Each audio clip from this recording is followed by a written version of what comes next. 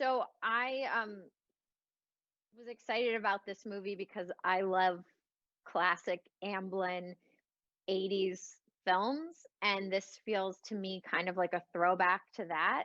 And I was really excited about the monster in the film. The monster design I think is really cool, and then I just think Jacob, the writer director, is so incredibly talented, and he's going to have a really big career. So I wanted to be in Jacob Chase's first movie. I think Jacob is one of the most self-assured, smartest, but also really collaborative directors I've ever worked with. So it was so gratifying to walk onto a set where you really see that this director has created an entire world. He thought everything through so thoroughly, but was still so open to us as actors. And I would love just discovering all the little details that he had created that were part of the sets and the worlds. And so it was really just it was a pleasure. Well, I also just, I don't know what this says about me, but the puppet would genuinely scare me.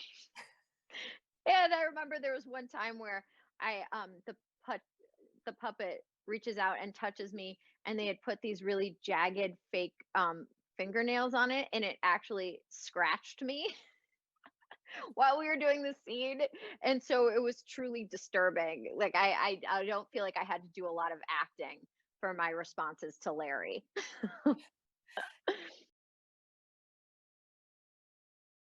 I thought that it felt original, but also, like I said, it felt like a throwback to 80s Amblin movies that I really loved. And I thought, if I'm kind of missing those types of movies, I bet other people are as well. Um, so it for me, it really delivered on all of those levels. Tell me what you saw, please. I just loved hanging out with Eji and getting to know him. That was also one of my favorite parts of working on this, and it's really fun.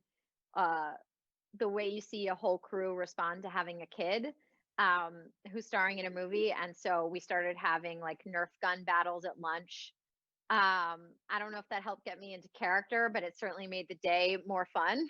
And they built a whole haunted house for him, I think, on the grip truck for Halloween. And the wardrobe department was secretly making him a costume for a character that he really loves and presented him with that on Halloween.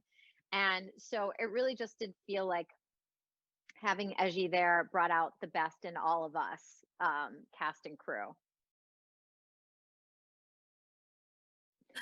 I found Larry genuinely scary. Yeah, the screams of terror were real on my part. And somehow, even though there were puppeteers there, and obviously it's a puppet, it really is powerful, and they're so talented at bringing Larry the puppet to life that when you're in a scene you somehow can sort of ignore the puppeteers. Your brain can forget the fact that it's not real, and I found it to be genuinely scary.